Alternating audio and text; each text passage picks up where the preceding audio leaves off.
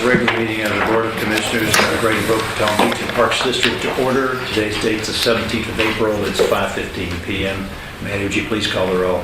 Commissioner Ernst? Here. Commissioner Engel? Here. Commissioner Rollins? Here. Commissioner Vogelsang? Here. Commissioner Wright? Here. Commissioner, any changes to the agenda? Mr. Chairman? Yes, sir. I don't think the rep from Calvin Giordano is here. He said he may be a few minutes late. If we could do item number 2 with Mr. Fisher's report. That's item number 1, please. Okay, if that suits the commissioners. Okay, we'll move the agenda in that fashion. Any other changes?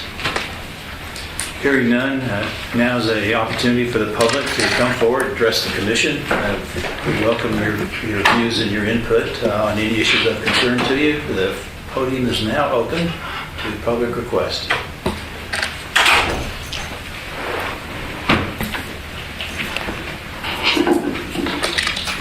Hi, thank you for allowing me to speak. I'm Doug Collar. I live at 5701 Northwest 2nd Avenue in Boca Raton. And I just wanted to share a little bit of an article that I had seen recently that I think is appropriate to the task that's in front of the Park District.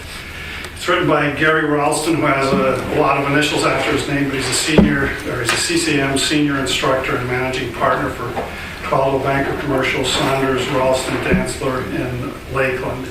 And he recently had an article that was published called Jumping Through Hoops, and it's featured in CCIM Institute's Commercial Investment Real Estate magazine.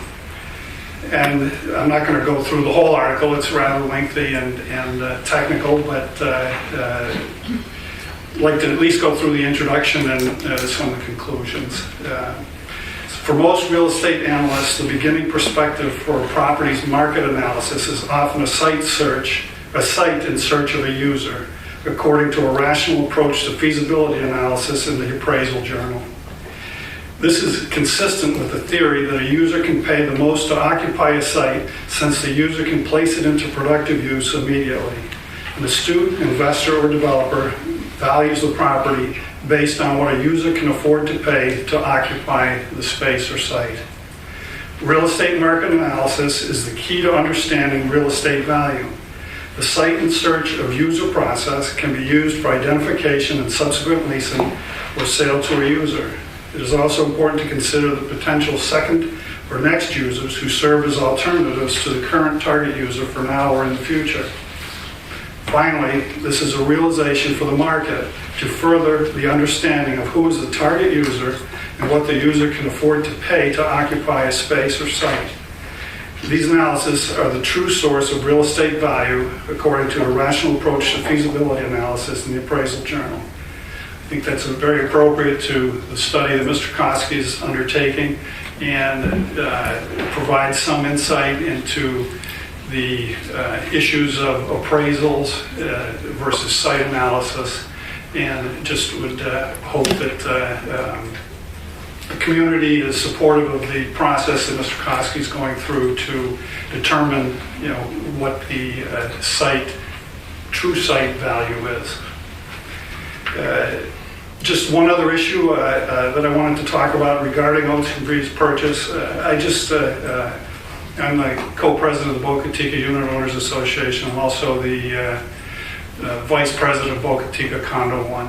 And I just wanted to assure you, I know that you've heard it many times, but that the people in Boca Raton are supportive of your efforts. And we understand the city has needs, the Park District has needs, a buyer and a seller has needs, and the community has needs. And we'd like for this deal to happen, and we want it to be a win-win for everybody. Thank you. Thank you very much, sir. Appreciate your comments.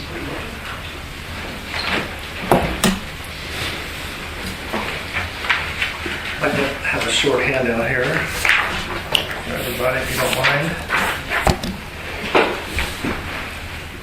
I think I get one to Art. Oh, okay. There you go, thank you. Hello, Robert Duquesne, 5351 Northwest 3rd Terrace. I'm here to also speak about Ocean Breeze. And I just had a little handout here, and the top page of that is the Palm Beach County Golf financial report as provided by Paul Canal. I think Merv Timberlake has a copy of this, and I'm sure that Mr. Koski has seen this before. For those who aren't aware, this shows some important information I've highlighted on here about the structure of the different golf courses that Palm Beach County operates. Okehele being a 27-hole golf course, and what is often referred to in our meetings, Osprey Point is also a 27-hole golf course. Ocean Breeze is a 27-hole golf course. It has been historically. Park Ridge is 18-hole golf course. Southwinds is 18-hole golf course, also located in West Boca Raton. For those who are not golfers, by far the best conditioned golf course is also the most profitable by Osprey Point. Almost $2 million. This report shows that they earned last year. Okehele probably is a okay golf course, not nearly as good as what we hope to get hopefully eventually here in Ocean Breeze in Boca Raton. There's a couple other pages here too that talks about municipal bonds, understanding credit risk. The reason I put that in there is I've been dealing with municipal bonds since 1978. And I can tell you that the creditworthiness of our city, who we borrow the money, is very good. As you may know, companies such as Moody's and Standard & Poor's rates the ability of municipalities to repay their debt. This debt that you're looking to acquire from the city, and the city will look to be issuing, it is not based upon a lending like a mortgage. You're not going to be having a security of any certain property. It's going to be based upon the district's ability to pay, which is also known as ad valorem taxes. You have the ability to pay the taxes, pay the loan off based upon your taxing ability, which is pretty significant. I don't think that the city is going to have too many questions about whether or not the city is going to be, the park district will be able to pay this off. Matter of fact, Mr. Koski has already indicated to the city that you should be able to pay this off without having to worry about even raising your tax rate. So again, I just wanted to point out that there's been a lot of questions about the financing, the valuation. There's many different ways of looking at the valuation on the Ocean Breeze property. You can see here that compared to all the other parks, I think that the park district now operates. None of them that I'm aware of have any type of profit and loss generated, and right now the park district pays, $16 to $17 million a year to the city to operate the parks, which is, at a loss. We have the ability on these golf courses to actually have a profit. Right now, one of the most expensive golf courses in Palm Beach County, for Palm Beach County golf courses that we have on this list, is Osprey. And you cannot get on there unless you call them 7 days in advance. So when it comes to supply and demand, that's a nice place to be in, and the county's certainly taking advantage of that. I think that if we build a nice golf course, who knows, maybe it'll be more competitive. But there's many people I've talked to, if you live in East Boca and you're going to travel west, you're probably going to go buy the municipal course and go right to Osprey.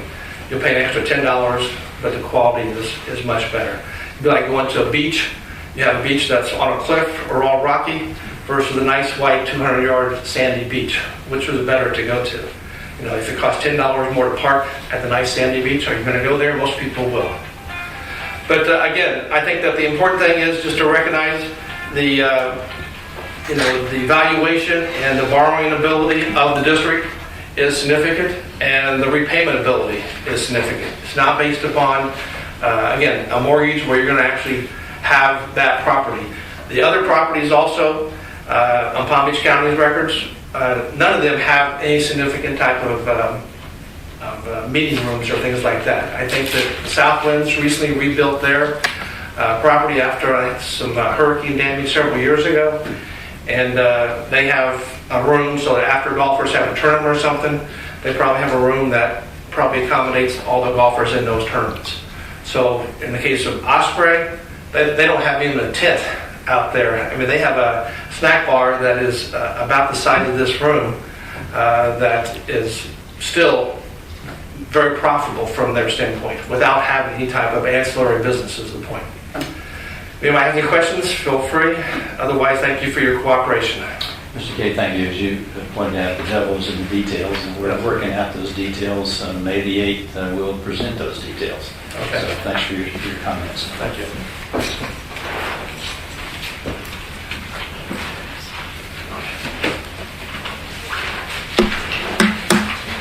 Anyone else? Mr. Thayer, welcome back. You've been absent for a few meetings. It's good to have you back. How are you doing? So at this point, I'll close the public request, and Commissioners, in your packet were the minutes of our previous board meetings, regular meeting held April the 4th, 2017. Move to approve? Second. Discussion, changes, hearing none. All those in favor say aye. Aye. Approved. Aye. Passed as follows. Maddie approved unanimously. First order of regular business will go to the District Facility Safety Inspection Report, and I'll turn that over to Mr. Koski and Mr. Shira. Mike, it's all yours. Thank you. Welcome back.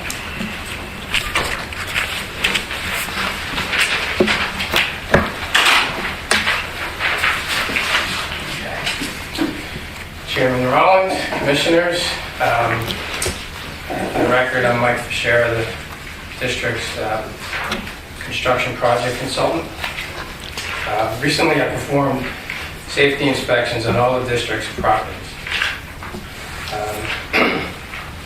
The inspections were specifically in the areas that are open to the public, and they were intended to identify conditions that might cause harm to our patrons. I walked every bit of the fields, courts, bleachers, playgrounds, nature trails, dune crossovers, and parking lots. I got a lot of points on my Fitbit. I checked the community centers, nature center, field house, carousel, pavilions, and restrooms. I formatted the report in a way by facility with maps and photos. I felt it would be easy for the staff to locate the issues and make corrections. I have to say that I enjoyed this assignment for two reasons. First, I thought I was familiar with the district's facilities and programs. And I'm a 37-year resident of the city, and I raised a sports family here. I've been coach and spectator at t-ball, baseball, roller hockey, basketball, football, softball. I've been to the Red Reef Park Beach, played on the golf course, been to Gumbo, Limbo, and the dog park, and I don't think my family used half of the district's programs. Second, I'm happy to report the properties are very well maintained. My education is in engineering and business, but my work experience is a lot of years in construction management and facilities management. So I believe I have an eye for property condition and maintenance details. I had to look hard to find issues. Most were minor at best. Rec Services staff didn't know in advance I was doing the inspections, so what you have there is a true snapshot of the properties. So that said, I'd be happy to answer any of the questions you have on the report or any other safety concerns you might have. In the past, there have been issues with the pathways around Hatchery Park with the roots lifting up the pathway. Did you find anything like that? I walked them all. I didn't see any that were significant. No. I don't know For a if jogger, in the dusk or the early morning. It's possible. I didn't notice that. I mean, I could revisit that certainly, make sure, but I didn't see any. Sometimes if you're not walking in the direction of the uplift, it may not be as noticeable, but I could recheck that. What would you think would be the total? There doesn't look like there's a lot here in terms of things that need to be fixed.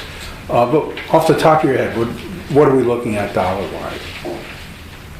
If you're asking me to guesstimate, I mean, most things are just maintenance items to be done with staff.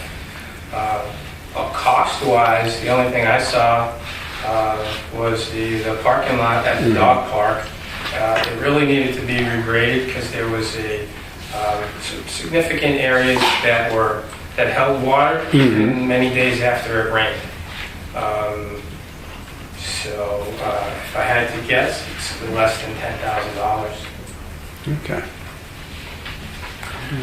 Mike, the one area that caught my eye was the golf cart being charged inside the building. Is that a safety issue with the battery being charged electrically inside in an area that may not be ventilated? I believe so. And outside there's a charging station. So I don't know if it was down or not working that day. I don't know if that was a daily condition or something that was just sort of an emergency until the outside unit was repaired. The other issue is that it's in an exit. It's blocking an exit. So there's a couple of things that needed to be done there, but that's just that's procedural, and that could be fixed just by changing the procedures. Craig? Great report, Mike. And one thing I noticed in the report, you mentioned that one of the electrical rooms was used, I think, partly for storage or something like that, which is a no-no. Did you happen to take a closer look at any of the electrical, how the amperage or usage is? And I asked that question only because from experience at our office building, a lot of this technology equipment it's easy to just plug things in and keep unplugging, but it's gone up a lot and now it's starting to come down in the size and draw of everything. Sure. I didn't. The premise of the report was to occupy or examine areas where the public has access to. That's a facilities maintenance function, and they have a lot of great equipment where you can check the heat signature of wires. You can tell if they're loose, and you can certainly check and see whether the draw on your amps are nearing their maximum. If that were the case, a lot of times you would start to get breakers that trip. So that's your first indication that you may be reaching your maximum. Right. So if the equipment is functioning with your overcurrent protection, that really isn't dangerous, but it is something that you need to upgrade your facility. Art, in terms of taking care of these recommendations, I guess we'll just forward those on to the city for their... Yes, we'll summarize those in a report to the city and put a request in for their attention. None of which were extremely serious, just housekeeping type items and things that could be easily remedied, especially being able to fall apart at the exit and plugged in outside. And I ran into a lot of the staff. I didn't warn them that I was coming, but when I did get there, I would introduce myself and talk to them. And some of these items might already be taken care of. Because when we talked about it, a lot of them, they got on right away. Good. Mike, thank you. Very thorough report. We sure appreciate that. Giving great comfort on the folks using it properly and safe order. Thank you. Art, I see I think our consultants from Calvin Giordano, Mr. Kurt Kaiser, is here. And maybe you want to get up and to the podium and Mr. Connor, come on. see what you can tell us.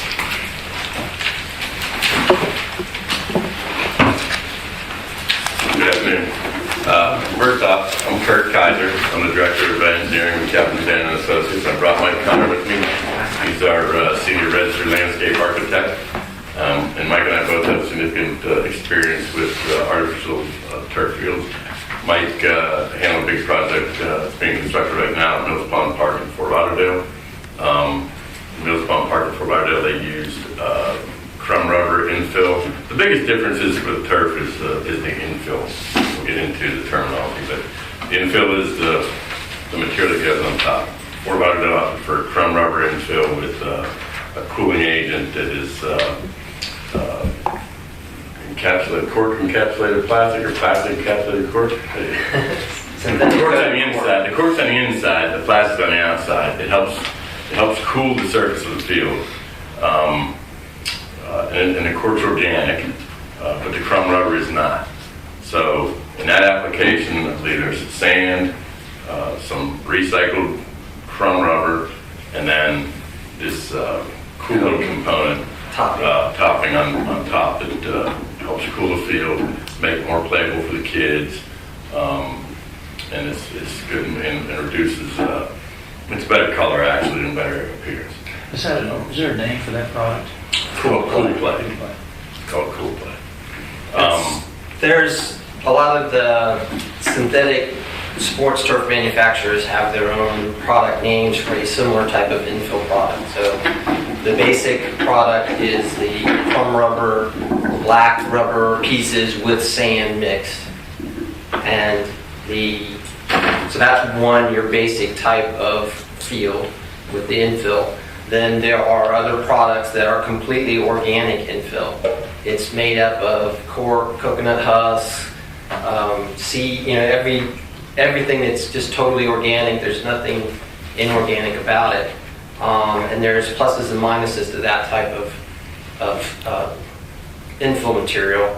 And then there's companies that have kind of developed something that's less hot than the black crumb rubber, but it's not completely organic as well. So it's kind of like a combination or a hybrid of the two types of infill products. So here's what we would offer you. Through our experience in getting through this maze with these manufacturers and suppliers and contractors, it's exceedingly frustrating to get good information out of them. The group seems like they'd rather tell you all the bad things about their competition than tell you the good pluses about their product. So that gets exasperating at some point. And rather than us advocating one system versus another, I think that Mike and I are both with the mindset that if you tell us what it is you're trying to accomplish, we'll make some recommendations on what we think the best application is, the best product for your application is. So, there are pluses and minuses. As Mike said, if you get in the organic, it's a great product. It's got a great look. It's cooler. If there's any questions about carcinogenic effects of this crumb rubber, which may or may not have any merit, if you've got the money and the funds and you're willing to spend your time and effort to maintain organic and install a sprinkler system and keep it moist, it's a great product. If that's not what you want to get into, I wouldn't recommend it. Then we would refer you to either the crumb rubber or the Cool Play if temperature's an issue for you. So I guess before we can make any recommendation, we need to hear a little bit more from you about what it is that is the district's priorities and what you're trying to accomplish with the product. Commissioners, jump in there. Well, I like the healthiest material possible, and I know that the crumb rubber has, like you said, may or may not have issues. So you've done both kinds? We've done both. And what are what have the people said in response to the two different types in terms of playing and maintenance and things like that? They're both highly playable. The playability is great for I say both, for all the products. In every sport, including soccer? But yeah. Okay. Yeah. Primarily soccer. Primarily soccer. Rugby, they wear, for whatever reason, longer cleats, and they want to continue wearing longer cleats. So if you do rugby, you want a deeper tuft of grass with a deeper amount of infill. If you're not doing rugby, depending on what sports, lacrosse is a big sport, I understand, for this application, which is an excellent application for artificial turf. Lacrosse, one of the rougher sports on the field itself, and especially right around the goal mouths and certain areas that's concentrated. So artificial turf is a great application, but it's quick, it's playable. They can run, they don't feel like they're getting bogged down. It's not like sand surface or anything like that. So, you know, we can keep shorter grass if that's a priority for them. So we can get a field that's highly playable for whatever sports you want out there. My take on it is that the organic infill material is great environmentally, and it certainly eliminates any kind of aspect of the chrome rubber being carcinogenic or bad for the kids playing on it. It has never been proven scientifically that it is, but it does cause it, so that's debatable. Right. But if there's any public conception that we don't want to have that on our artificial field, we want to have totally organic, then that's a reason to go organic. But the pros and cons of the organic infill are it can get matted down and hard packed if you don't keep it kind of moist.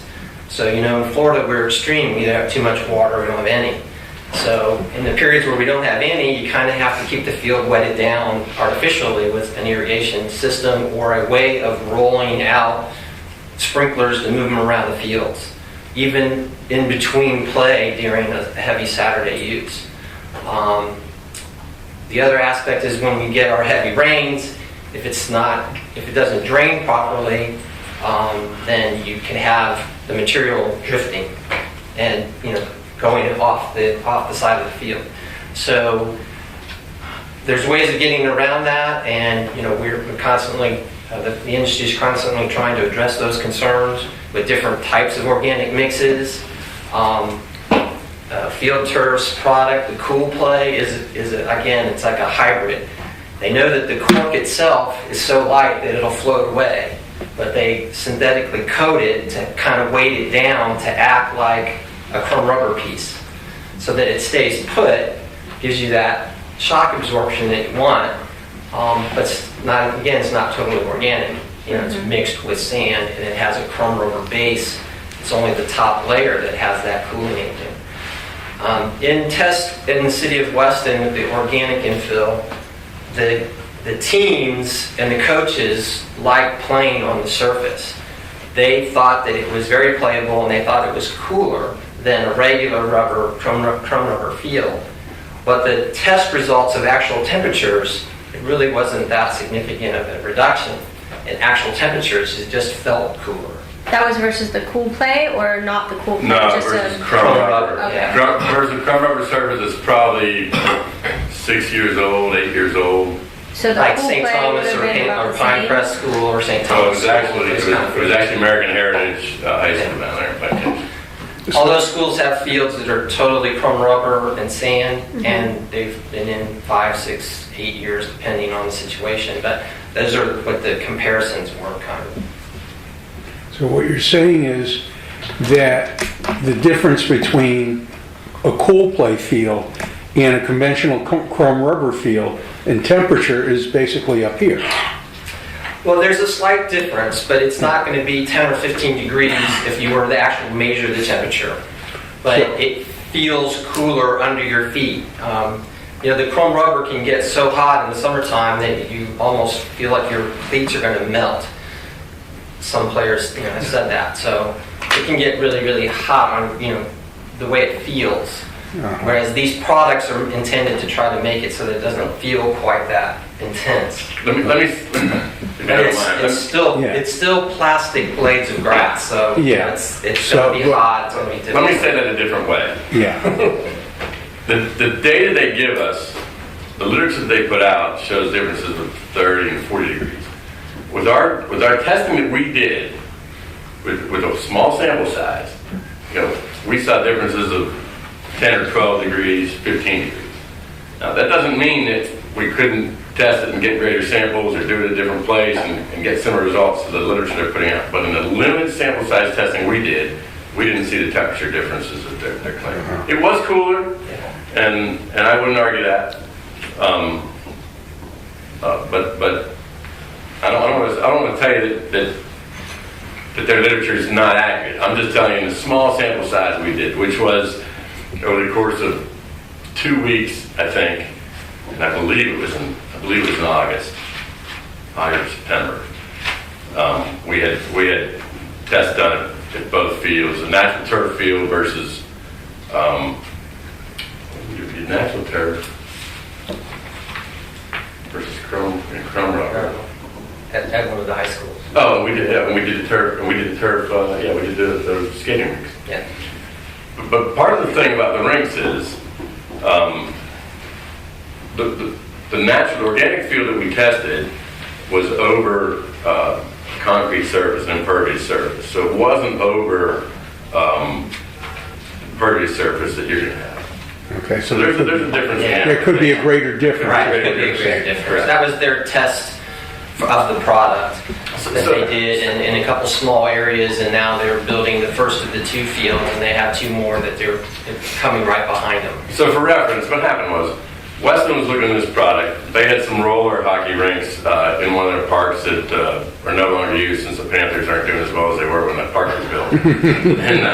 And so they were looking to convert those to soccer anyway. So they thought it was an excellent opportunity to roll those out with this product and see how it played and see what the users thought of it. So what happened is we put them over the existing concrete roller hockey deck.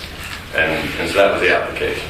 And we also used some kind of a plastic, like egg crate type padding that we decided wasn't a great product either. So we kept everything else the same. We changed the padding and we put it over our normal soil fill. So with the organic infill material, just to kind of summarize, you have to be able to water it somehow. So the best way is to have an automatic irrigation system that is, think of like an agricultural use or a sod field. Big, huge gun that pops up. You run it for like 2 or 3 minutes. It goes back in the ground. The next one comes up. It waters it. It goes back down. And that's the easiest, way, maintenance-wise, to automatically wet the field periodically, especially when it's dry. When it's raining, then you don't have to necessarily do that. The other way is just to have the ability, like a hose bib or a quick coupler in all the corners of the field so that you can drag a little sprinkler that you would go around, like a little truck, little thing on wheels, and you just wheel it around all the locations to wet it down that way. Well, I mean, there's a current irrigation system there now. Would that be? Well, let me expand. So the current irrigation system has the irrigation lines under the field. And you have the heads in the middle of the field. If you spend the money to put in this artificial turf, it's probably prudent to try to keep any water lines, potential leaks, sprinkler leaks out from underneath the base in the field. You don't want that in there eroding the base, and then you got to tear up your turf field to go fix it. Right. So what we've done is we designed a sprinkler system to be outside the field. So if there's any problem, you're not tearing up your turf to get to it. Now what that does is it presents a problem in getting coverage from your sprinkler system. Mm-hmm. So You have a booster pump to really pump up the pressure to boost it to a level that it'll push the water through the nozzle and get it halfway across the field. So, that being said, you don't want to be automatically sprinkling. You want that to be manually, and you want the controller to have visual, sight lines of the whole field. You don't want that sprinkler head coming on when some kid's standing in front of it, or anybody standing in front of it. So you're saying we can chuckle about it, but that thing's gonna shoot with high pressure. So you're saying on like a Saturday when they have Boca Jets out there all day long, you're gonna have to get everybody off the fields You have at to one be point, sure that turn the sprinkler on for Yeah. 2 or 3 minutes, and then get them all back on again. It depends on the temperature of the day, when the last time it rained was. So you're not necessarily going to have to do it all the time. If you're doing a high-end tournament, the coaches may want to have it done in between every 2 or 3 games or something. It sounds like Just the organic is a lot more. Organic's a lot of, there's a lot of expense to it. So There's with the cool plate, do we need any kind of irrigation system at all? No. We're providing hose bibs around the field so that they can take a hose and drag it down. So if a kid gets sick or whatever, throws up, you can hose it down and that sort of thing. But it's not meant to water the field necessarily. Now they could do that. They could get those kind of heads that they can move around and wet the field down if they feel like they needed to, but it's not the same level of irrigation. And that was my point is that with organic, there's more expense with it, with keeping it wet or irrigating it. And then also too, a lot of times there's a recommendation to have the pad underneath of the carpet so that there's an extra shock absorbent pad underneath, because the organic material doesn't quite get that same shock absorption rate that the chrome rubber does. So with the chrome rubber, you don't necessarily have to have that pad either. And I would tell you one more thing about the watering of the organic field. The water consumption is tremendous. I can't tell you the magnitude. It escapes me right now. 235 gallons a minute. Yeah, when we did the calculations, there were three of us looking at that thing, and we all looked at one another and said, really? We ran them again to be sure, and we all looked at one another. It's a tremendous amount of water you're going to pump through that thing to get the pressure and the throw to get the coverage. So yeah, you run it for 2-3 minutes. You can't leave it on for 10 or 15 minutes. I mean, it's just going to take a lot of water. Now, I understand too that the existing irrigation is reclaimed water there as well at Hatch Reef. So I don't know if you go organic, you would want to put the reclaimed water on top of it. So Why's that? Pardon? Why would you so you do or don't? You may not want to. Why? I mean, Weston did not want to. They wanted to have potable water to use for it. Yeah, well, what difference does it make whether it's on a sports turf field or a grass field? Well, on a natural grass field, there's natural enzymes and stuff that take care of bacteria. And if a kid falls and gets a brush burn on a natural grass field, I think mom and dad probably expect that, and they can treat it with betadine or whatever. And if it gets infected, they're just going to say that's the way the cookie crumbles.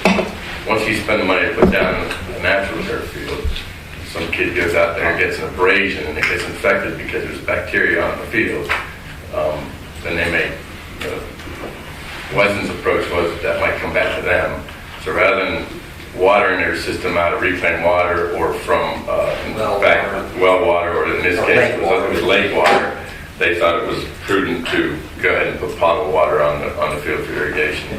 Craig, you had a question? For bacteria. Well, I kind of want to sum this thing up. What I think you're saying is that there's what I heard was there's 4 decisions. You have the turf, you have the fill, you have the drainage, and the surface. The surface is, we already know it's a dirt surface. You're going to use that. You're not cementing it or anything like that. The drainage is what you're going to design, so it should drain, sufficiently for big rains. And I'm going to tell you that our edict on drainage is one of the worst things that could happen to us designing a field or a park is that it doesn't drain quick enough. That's why we got you here. We make sure that thing drains. Good. So then that leaves us with the fill and the turf is dictated, it sounds like, by the type of sport you're playing on it. Right. So I think, one example in our area that we hold up that we don't want is what we have at Sandpine. And that's, the matting there is just very thin. It's just not, for some reason, it's just not desirable for players, everyone. It was one of our first experiments in that. Let me clarify, is Weston is that cool play or organic? That's all organic. Organic. So that's an example of pure organic. And look, I want to be careful what we say. Yeah. I like the product. If you know what you get into, and you are willing to go through these pains or these what it takes to maintain it, it's an excellent product. So I don't want to be that's fine. So let's just talk about that. We're talking just about the fill, and the 3 choices are pure organic, chrome rubber, or cool play, which is the hybrid one, basically, right? Yeah. Right. If you had to say, and let me put a 4th category, just a grass field, what we have today, okay? From a maintenance perspective, just general cost, baseline being 100. Are you saying that ongoing maintenance of these choices, organic is going to be like 150 of a chrome rubber type field?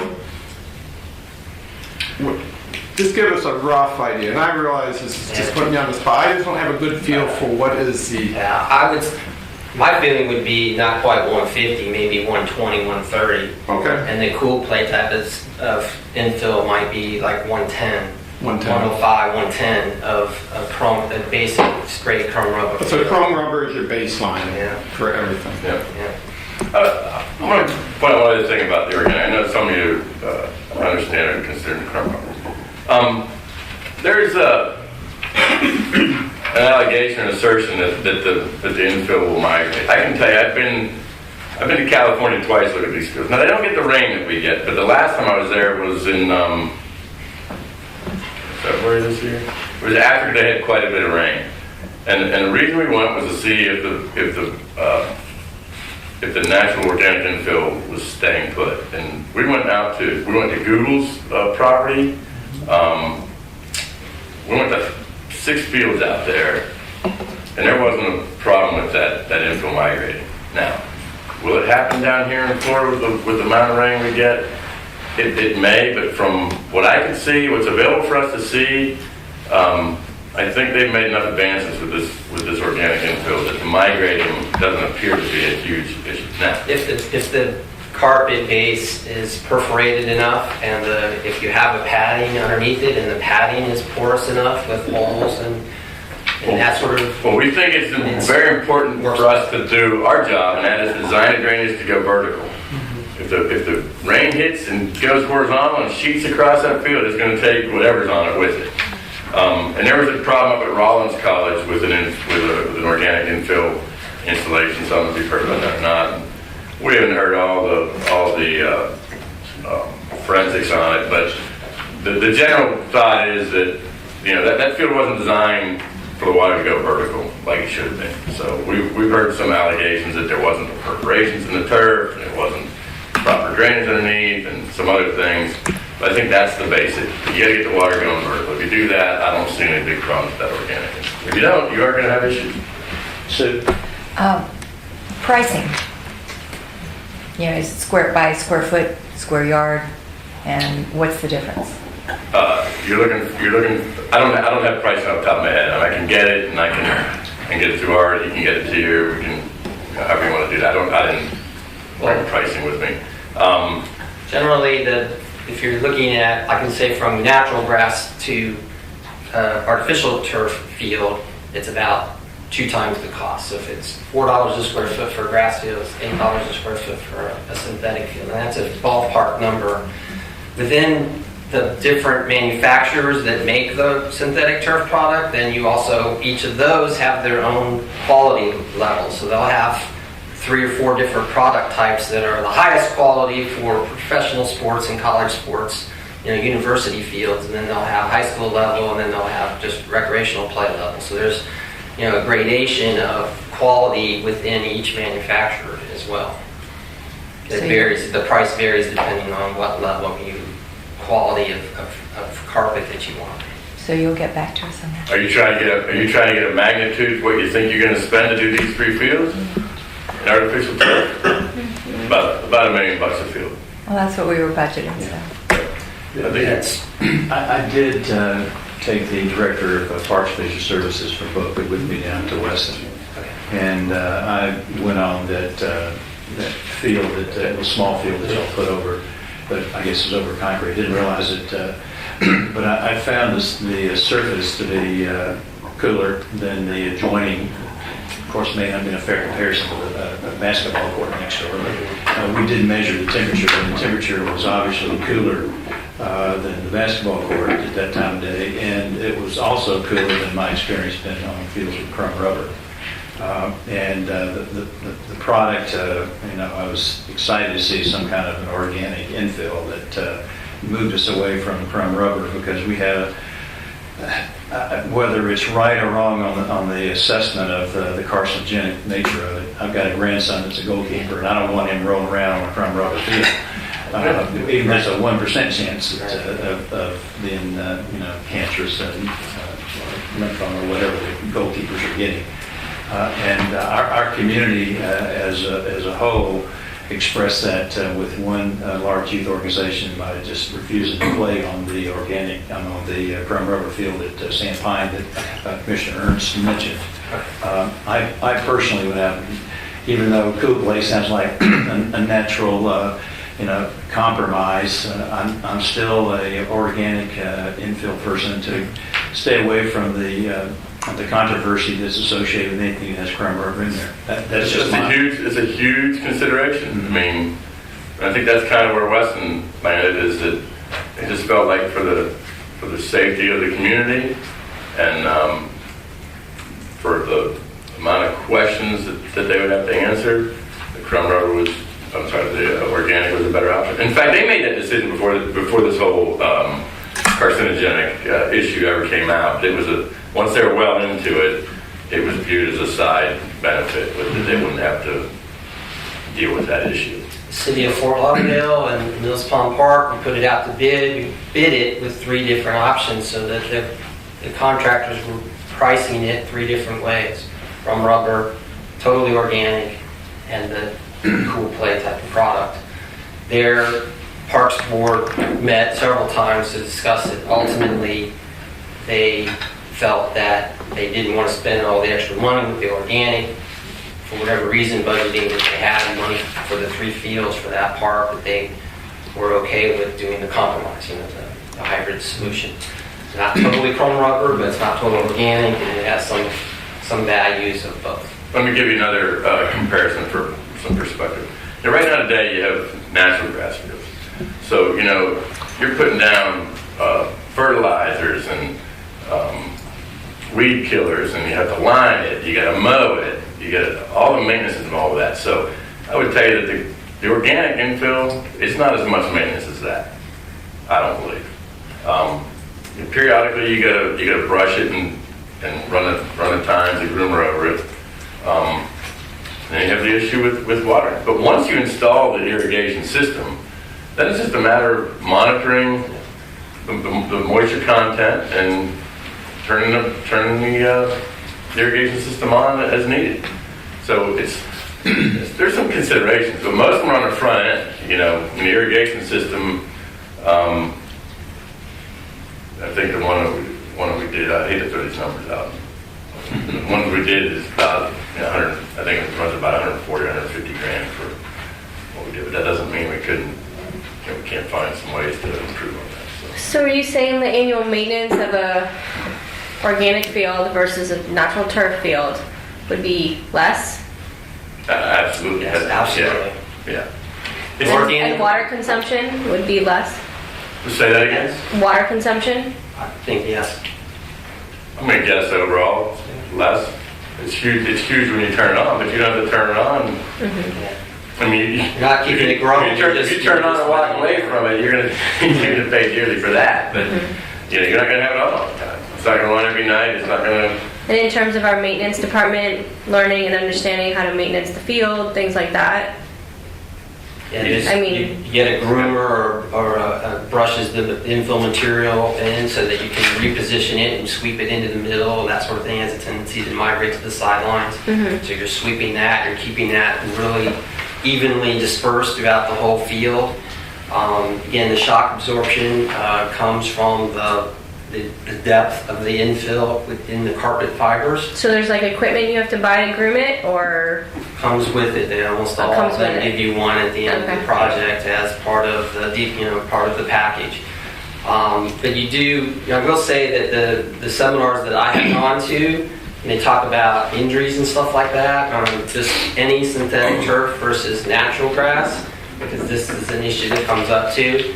What they found, in a very general sense, is that every once in a while you have to replenish the infill material. Like every year you have to add a little bit more because it moves, it gets compressed.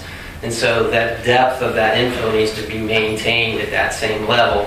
So adding that periodically is part of the maintenance cost too, because you have to pay for that material and to have it reworked into the field. But that is the main reason why artificial synthetic grass fields have a lot of injuries is that those fields, they didn't replenish it enough, and the amount of the infill went down, and it wasn't enough there to provide that shock absorption. I'm of the personal opinion that it's worth the money to put in the shock absorbent padding underneath the carpet. And then even if you have a spot where it's a little thin or something, you always have that shock absorption available. So if a kid happens to fall in the wrong spot, he's there's an initial cost for that as well, so you have to weigh that. And that doesn't impair drainage. No, it drains faster than the carpet. Okay. Okay. According to their literature. All right, great.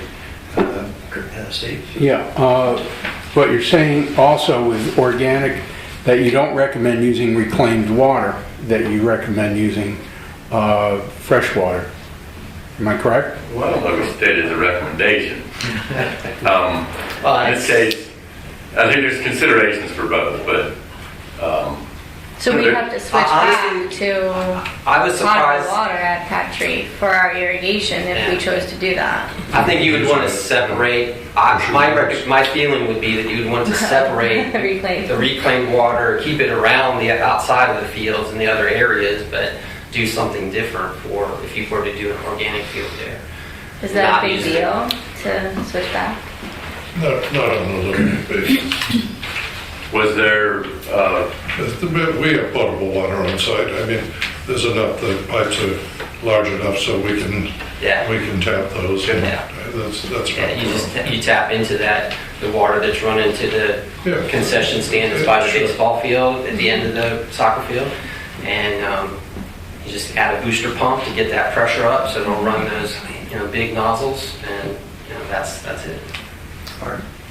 One of the reasons to have these two gentlemen here today is to give them some direction as they start their work. They've got to know what we want before they can really come back and show us their final product. I have two questions, but the first one is for the board. Is it a consensus amongst the board that a complete full crumb rubber infill is not what you want? True.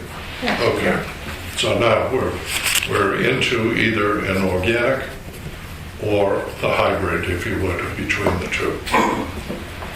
Now the question for you folks. You can hear the debate.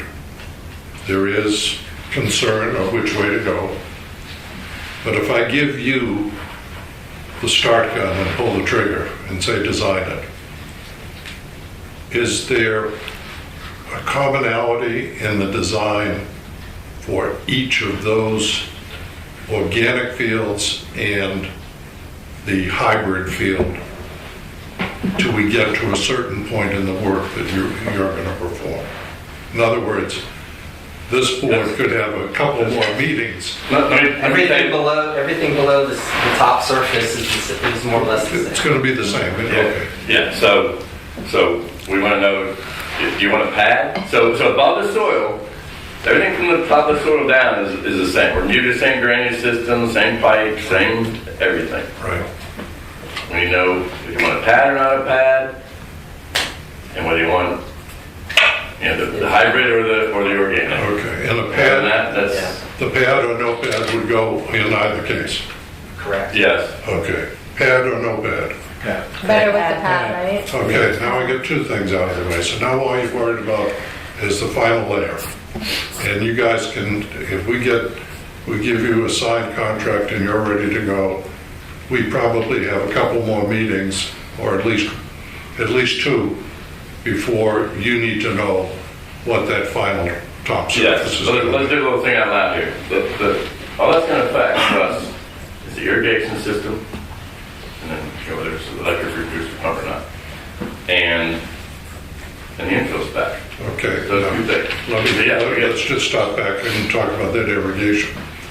We're talking either an irrigation that is capable of being run based on what we have out there now versus putting in some cannons at certain locations and some booster pumps to give you the pressure, to give you the quantity of water where you want to have it. Right. And that's for only one of the selections, right? Right. If you use the hybrid, we need water available to hose the fields down in case it's in Right. blood. I still wouldn't use the reclaim for that. Understood. But yeah, it would just be like a hose bibs around the field Right, versus so- actual automatic irrigation Okay. that sprays halfway across the field automatically. So to a certain degree, the irrigation beneath the ground has to be based upon the consideration of this board as to what the final surface will be. That is correct. So they can go so far, but we're gonna have to make up our minds within the next meeting or two so that we can keep this project moving forward so that we can do this construction during the period of time that's the less inconvenient for users of the field. So unless you want to make a decision tonight. Well, yeah, I'm thinking, could you just go ahead, let them design it at the full blown, and then if you want to remove something, that's what you're talking about. Well, yeah, but we're in between the two. Yeah. We want for both, don't we? I mean, we want cost estimates for both in terms of installing and that, and then cost estimates for maintenance also. I mean, if there's a big difference between the two, that would be good to know too, right? Is there a big difference between the two from your experience? The maintenance, Yes. I don't think there's huge difference. I think there's differences. there's slight difference, but it's not huge. But yeah, we could do that. I mean, we gave some figures to the city of Fort Lauderdale when they were comparing, said we put out to bid all three different options. So we had some comparisons of mainly between natural grass and artificial, but we could further break that down into the organic versus the hybrid. I'm going to do a quick straw poll. How many want cool plate? I don't know. Yeah. Kind of in between. I have to see, I have to see some numbers in front of me, and We're talking, listen, Let's talk about just numbers. Capital items are comparable. Yes. Okay. So cool plate or, You'd be looking at less than 10% difference. okay, so they're comparable capital items. So it's really the maintenance items that we would have a concern over. And is there a significant difference? Maybe one's higher, one's lower. It's hard to say. Well, there's also the public perception point of view. You have residents that don't want any rubber on the field, Right. then you're looking at organic.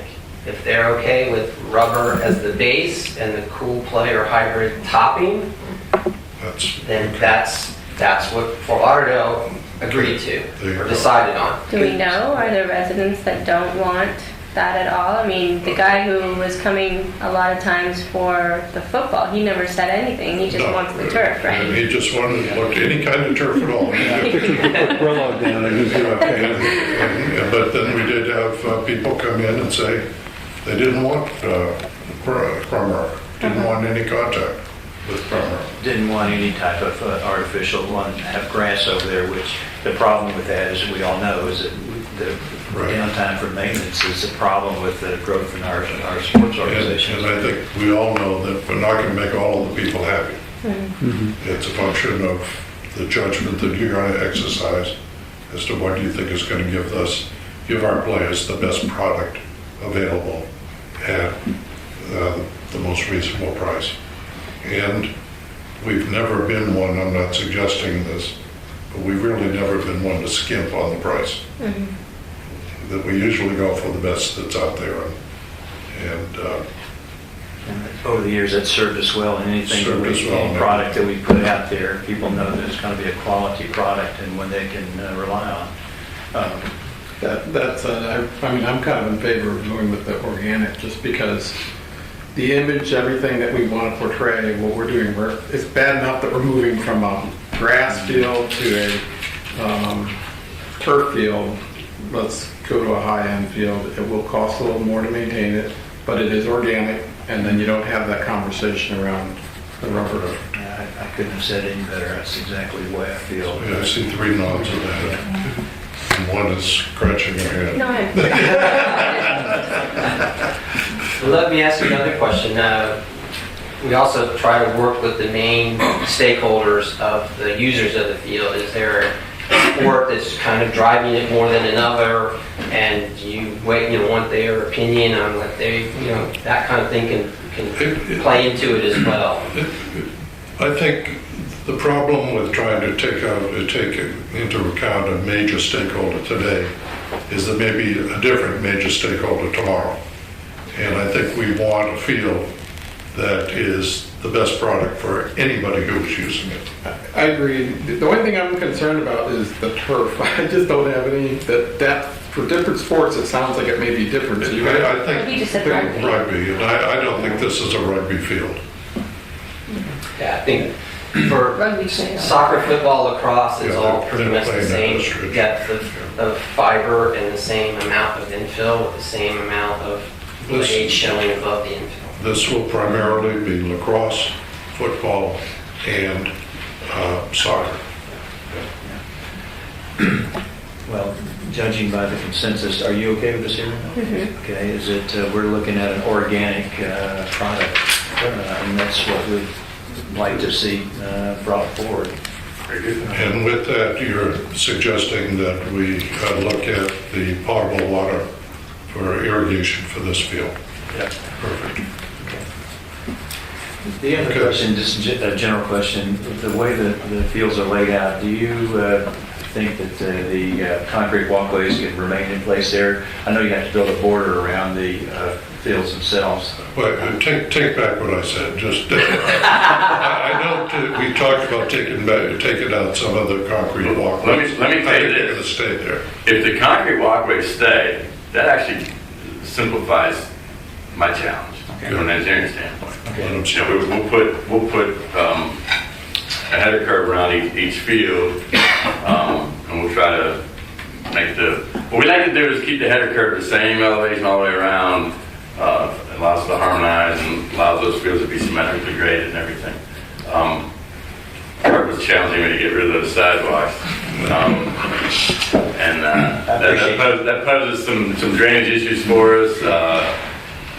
Complicates the irrigation if we're trying to keep that out from underneath the turf and the coverage, which there's coverage issues for that too. You Thank you. essentially don't want to use the existing walks as the curb or edge restraint of the field, so now you've got a strip that's between the curb edge restraint of the synthetic field, playing field, and the sidewalk. So what do you do with that strip? Is that then regular grass? Is it another type of synthetic turf that's just not playable? I mean, it's just like regular playground grass. So that kind of thing. direction is to leave what's there. Now, let's get into a little bit of detail out of it. Okay. If your edict to us is to turf up to the sidewalk, so we're going to put a header curve just inside the sidewalk. We don't want to use the sidewalk as your header curve, because if you ever have to remove the sidewalk, we want a header curve to dedicate that turf, so you can always separate, one line on the other. And if you are of the mindset, as we talked about earlier, of keeping all utilities, sprinklers, and everything out from underneath these fields, do we have the flexibility of carrying up the sidewalk to run sprinkler lines, water lines under the sidewalks? Yes. Putting sprinkler heads. Sprinkler heads come in a vault, and the vault would be in the sidewalk, but we just have to tear a sidewalk and put sidewalk back in. There's expense to it, but the risk, once you're done, it's pretty safe if we get under those fields with water lines and stuff. No, let's get everything out from under the fields. Okay. And all the water outside. Yeah. And then there's, again, it depends on how much of a width there is between the curb for the field and the existing walkways. We have that little, again, that strip that sometimes can be If you're telling me- Bermuda grass, it could be St. Augustine grass. If you're telling me to take the turf right up to the sidewalk, there's no strip. Which is, from a maintenance standpoint, it's a wise move. It keeps the grass clippings off the fields, and that's what you want to do. The thing is that the sidewalk is notched, and that's the problem. Where your bleachers are, your bench areas, it's wider, and then it narrows down, and so your curb is going to be usually just straight across the sideline. So dealing with that issue, but that's a detail that we'll work out. Okay. Are we leaving, between the two southernmost fields, there's that bleacher structure with there's a building with the breezeway through. Are we leaving all that? The bleacher pad, the breezeway, all that? I would think so. Yeah, I think so too. There's storage in there. The storage, it's also, during heavy play, the spectators are put up in there away from the sidelines, away from the coaches. Good move. Yeah. Yeah, learn the hard way. That's great. Yeah. One more question. With your organic, are there different ones that you guys use? Like different brands that are... Yeah, they're very similar. Okay. I have a couple samples here. You want to see them? That's all. Yeah. I have a couple samples of organic. I talked to Art at 420, 440 actually. I just told him I'd grab whatever I have within eyesight. You can't really tell the differences between them. They're so similar. This is again your average length. So then your infill comes up and leaves about 3/4 of an inch of grass above it. So this much of that is, that much of it is that There's crumb two rubber the or that same. infill mix.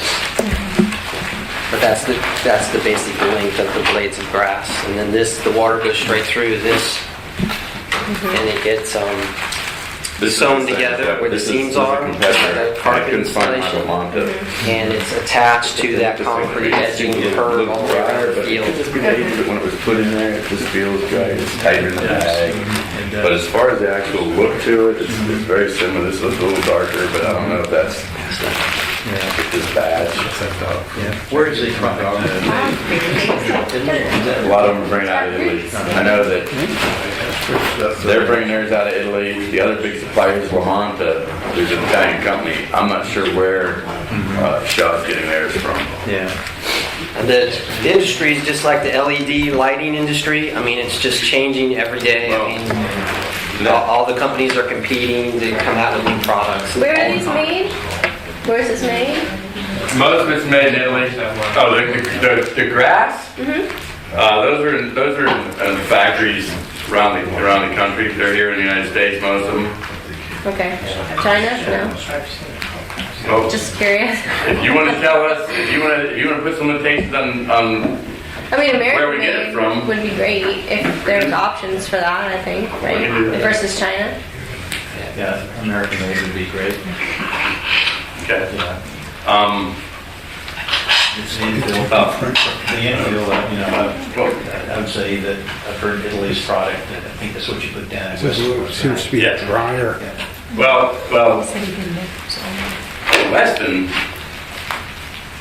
in Weston, we ended up using that shot in the small bag on top.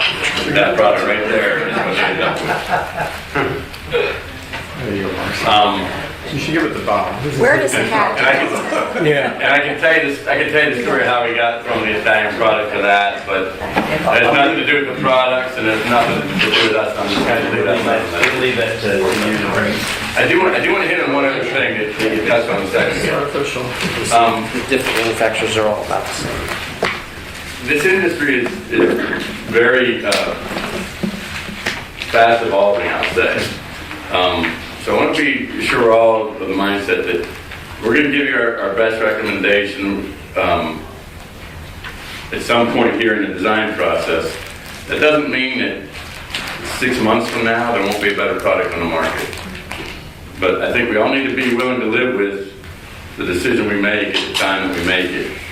And if somebody says, hey, there was something 6 months from now, better. Because it could be 6 months here in construction. It's not going to be that easy just to change it. The other thing is, and we'll get into this, I don't know if it'll be with you, with Art, or how you guys work. Probably we'll put some limitations on the manufacturers and on the contractors as far as their experience and how long they have to have in business and how many fields they have to have in place. So there might be a manufacturer who comes out with the greatest product ever, and if he only has 2 fields he's done, or he wants this to be his first field, he's not probably going to qualify. We feel it's important to have Unless you guys... experience with both the manufacturer of the turf having fields in Florida for 8 to 10 years and builders that have built fields in Florida or South Florida even, over the last 5 years. So those are the kinds of things that we've built into the bid specifications for the other cities we work with. I think we recognize that technology is changing so rapidly that what's good today may not be that way tomorrow. I've read your resume, I understand what you put into. These products are very good products, so. Yeah, I understand what you've gone through to become the person that you are with this product, so I think we're all comfortable with your recommendations. Very good. Great. Thank you, gentlemen. Thank you. Thank you.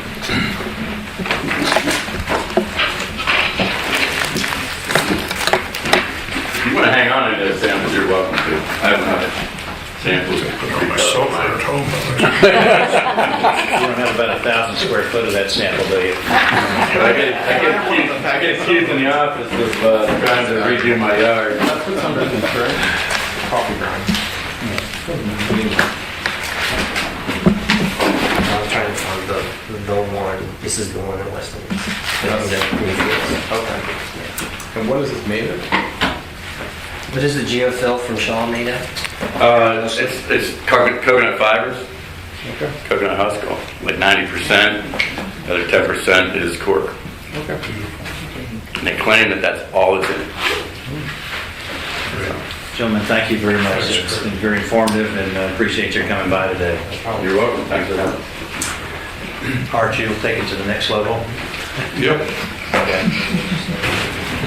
it's a Good start. good start. Craig Aaron, thank you for your input. You're new to this discussion, but your input was very helpful today. So, thank you. I'll be in touch. No, that's all. We're all set. Next item on the agenda is the approval of invoices. Mr. Chairman and Commissioners, I present to you in the form of a motion on page 34 of your agenda packet. Invoices totaling $17,873.74. Second. Second, discussion. Hearing none, all those in favor of the treasurer's motion, say aye. Aye. Opposed, like sign, passed unanimously, ma'am. Okay. Reports and discussion items, Mr. Kosky. As you can tell, Rita's not here tonight, but she did provide, and Mary, did you pass the report to everybody? The timeline, they all have On the that in their pipe- packet. Pipe and pumping? Yes. Okay. So we see from what Jennifer Bastiga has given to Brianne that they're still in the RFP process for the gumbo limbo pumps. In fact, I got a call today. Yes, I did, didn't I? Regarding recommendation for one of the proposers, ATM. So it looks like the tentative schedule is to have consultants selected for a June city council meeting. Work order 1 for permitting and design for July council meeting. Engineering, permitting, and design, 9 to 12 months. Permits in the end by July of 2018. So we're looking at sometime in the future. Project goes out to bid in late summer 2018. Now this is just a schedule, so be prepared for What's delays. after? Yes. Construction commencement in late 18, early 19. So we'd be looking to look for, although Jennifer says she plans to encumber funds in 17, 18, it looks like the bulk of the funds that would be from us would be at the completion of the project, which would be in 18, 19. So it's a process. So, what were we talking about dollar-wise for this? Was it Well, this is the big one, that's the one that's a little bit of unknown. We were originally looking at 1.6 million, could be more than that once they get into the full design of it. This could be a very expensive project. Okay. So, and how do you normally plan for that, I guess? Well, we won't know until we get a consultant on board and they give us an idea of what it's going to be. Yeah, just project and hopefully. Just projecting, Yeah. yeah. I wouldn't be surprised if it's a $2.5 billion project, maybe even $3.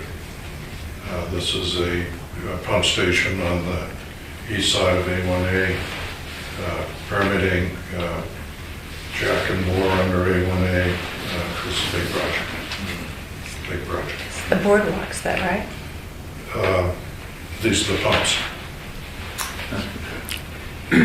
Yeah, there's another email here related to boardwalks. It shows a schedule, I guess. Is that on the third page? Yeah, I haven't looked at it, so I don't know what they were talking about. Looks like bidding and awarding it sometime in June with the completion date in February 2018. That's the way the flow chart sells out. Once again, that's a projection. It's a projection, but a lot of the permitting, I think, on that was done previously by Miller Lake, or at least they got a head start on the permitting process. Is the expectation that the district pays 100% of it? That's correct. The Pat's Reef and Gumbo Limo is all our expense. Right. Red Reef. So we have that, we have some in Racket Center, we have hopefully an Ocean Breeze golf course. Got a lot of work in front of you. Yep. Anything else, Mr. Koski? No, nothing else. Commissioners, ladies first. Aaron? I got an email. I don't know why he didn't send it to everybody else. From a Larry Sellon that brought up the idea of bringing back a reef off of Red Reef because of the beach renourishment. It has gotten completely covered. Right. So he just had some ideas about reestablishing it, which I think might be a really good idea. So I just wanted to bring it up for discussion and see, I'll tell you what I know about it, because I talked to Jennifer about that. That question was raised also, and because of the literal drift of sand, we stop the renourishment north of that. We're prohibited from placing any sand on Red Reef Park. Yeah. okay. Period. So can the city do anything? No, this was, years ago, there was an administrative hearing with the state of Florida, and that was the end result, is that the sand would have to be placed north of Red Reef, because the state would not allow us to cover the reefs. What happens is the literal drift of the project to the north comes in and covers the reefs anyway, and then over time the sand drifts away and the reefs become exposed again. After how long? Well, it depends on Mother Nature, and Right. but there is a prohibition of us placing sand on Red Reef Park. Aaron, does he identify himself as working for Geosyntec? No. Because I think I've talked to him about this. He just said thanks to EDSA and the city for their presentation on the waterfront and all that. But it just has his name and his phone number. Yeah, it might be a good idea to give him Jennifer's name and phone number and have her talk to him, because she's the one. Well, I was CC'd on it along with Mickey, and it was sent to coastal management at myboca.us. Okay. So I'm assuming that's Jennifer. I don't know. Is that Jennifer's email? So I'll check with her and Yeah. see if she's responded to him. She didn't CC me on the response, so I don't know. So I'll ask her and find out. That'd be good. And certainly, that's a favorite spot for snorkeling and tropicals, but it just comes and goes depending upon Mother Nature and the sand drifting. Anything else, Aaron? No, we finally made it to Sugar Sand now. Oh, good. And, well, my 4-year-old did. And I found that there was we were there between 10 and 12, and it was starting to get super hot. But there was quite a bit of shade over by the top area. The only places that I found that really kind of needed it is the sitting area that's just north of that little choo-choo train. And then the one that goes around that tree, that tree is not really going to provide that much canopy for that sitting. Where there are sitting areas, we're now exploring shade for all of those areas. Yeah. We're also exploring a fence on the entryway, a complete fence. Okay. There's been a couple of complaints about children being able to come in and out of the escaping, yes, that's good. Yeah. And, But otherwise, I talked to some people that were here visiting from like Minnesota or somewhere like that, and everybody had just good things to say about it. So, yeah. and we're still doing a punch out on some of the others. Yeah, the ropes were cautioned Yeah, off. there's a couple of things that that the contractor's repairing. Okay. Yeah, Art, I think you should mention to Mr. Gomez, being a big NRPA guy, that we should get some recognition. We now are a member of the National Park and Recreation Association, available now to everybody, to Patty, right? We're a full member. Well, I wouldn't say a full member. Bob does receive the magazine at a cost. But we joined the organization here. Like somebody I think Brienne- maybe Brienne signed everybody up again. I don't know. I'll have to check with her. I didn't. signed up. Sue? I spoke to one of the Friends of Gumbo Limbo board members who indicated that Friends is willing to help with the parking at Gumbo Limbo. And he was told that the city would take care of it. Well, that's us. So could we, I asked Mickey, he says he's talking to Friends about it, but I haven't heard anything since then. Could we ask Friends if they would help us with this project so we could get it started? Well, as you know, all of the projects now at Gumbo Limbo on city property are being controlled and managed by the city. So that would include any parking project, also the lighting around the lake at Dwanley Park. So we're sort of at their mercy. And this is one of the things that has happened by the city doing it and procuring time taking a lot longer than what procurement time takes with the district. So we can get with Mickey, JD's back there, maybe he can talk to Mickey and see if there's some way to speed up the process, but I don't think we have the authority to get involved in the middle of that at the current time. Well, does the city have the ability to negotiate with Friends as far as payment? Oh, certainly. Okay. Do you want a name? I know. Sure. Commissioners? Spent part of the weekend doing beach cleanup with the Boca Save Our Beaches, and we collectively pulled over 300 pounds of garbage, and there's an awful lot of garbage in the mangroves, and the water is very rough, so a lot of the erosion, they put the beaches out there, but this was a very rough weekend overall, because there's just an awful lot of erosion, I thought. Yeah, very, very windy. Yep. Mr. England? This past weekend, I had the opportunity to be up in Orlando. Found this out. Never knew that ESPN had a sports complex up there, and it's used by high school and college teams. My daughter is an assistant lacrosse coach at a school in Virginia. They were down there for a week playing.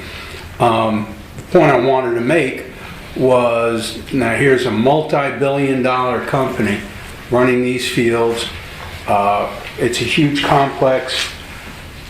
We do a better job than they do. So I just want to take my hat off to Park and Recreational Services people for doing a superior job in maintaining our fields.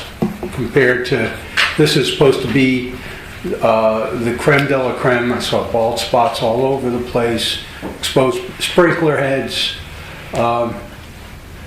I think we do a much, much better job. So thank you guys. We pass it on.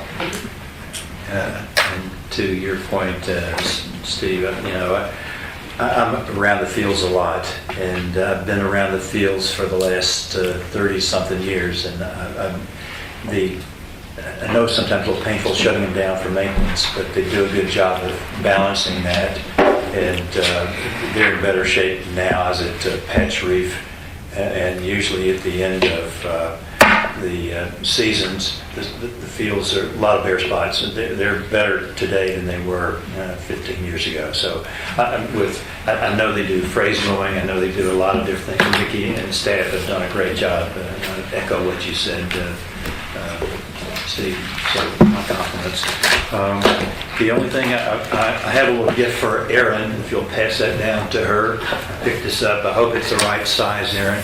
I want to make sure that you are dressed as well as the rest of our thanks. commissioners. So Thank you. you're welcome. If they don't fit, it's just let me know what size you need next time. Okay, no problem. But anyway, thank you. You and Thanks. Craig have been a nice addition to our commission, and welcome to the team. Thank you. Any future agenda items? Hearing none, I'll ask for. Move to adjourn? One quick question. Our next meeting, do we have a meeting before the May 8th meeting? Yes, we May meet 1st. on May 1. May 1st. May. Okay, May Day. okay. Okay. Move to adjourn. Second? Susie. All in favor, say aye. Aye. Meeting adjourned. Yes, so first to sign that. On the matter. On the matter. On the matter. On the matter. On the matter. On the matter.